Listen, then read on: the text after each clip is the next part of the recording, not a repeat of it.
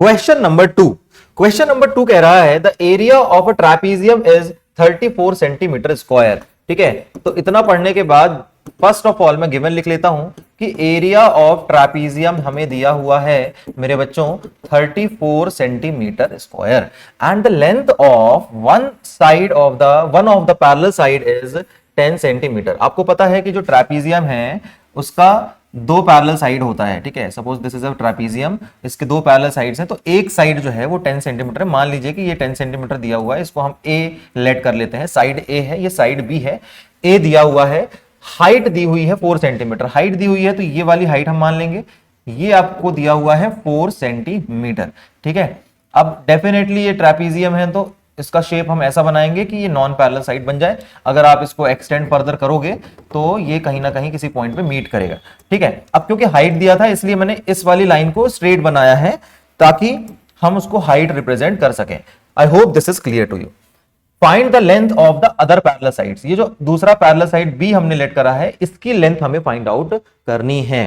तो मैं आशा करता हूं कि डायग्राम आपको समझ में आया होगा और हम गिवन में आगे फर्दर लिख लेते हैं कि हमें ए दिया हुआ है, मतलब पैरेलल साइड्स का एक साइड दिया हुआ है 10 सेंटीमीटर और हाइट दी हुई है 4 सेंटीमीटर। हमें length of other parallel side find out करना है। टू फाइंड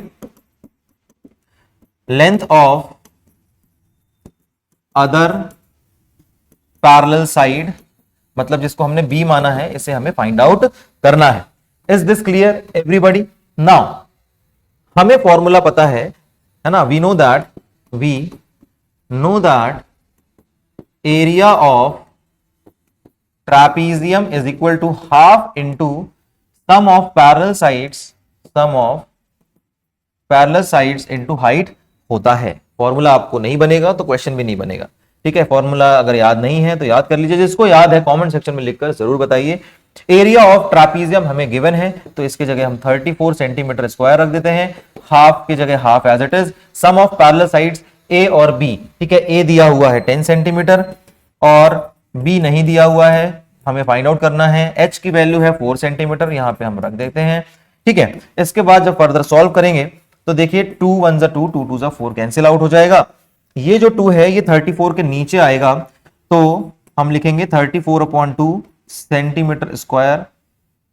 ठीक है, ये हो जाएगा 17 आपका। ठीक है, और राइट साइड में बचा हमारे पास 10 सेंटीमीटर प्लस बी। ठीक है, इसको फर्दर सॉल्व करते हैं, इसको थोड़ा साइड कर लेते हैं ताकि आपको इजीली समझ में आ जाए, स्पेस मिल जाएगा। देखिए लेफ्ट हैंड साइड में 17 बचा हुआ है और राइट हैंड साइड में 10 प्लस बी बचा हुआ, राइट।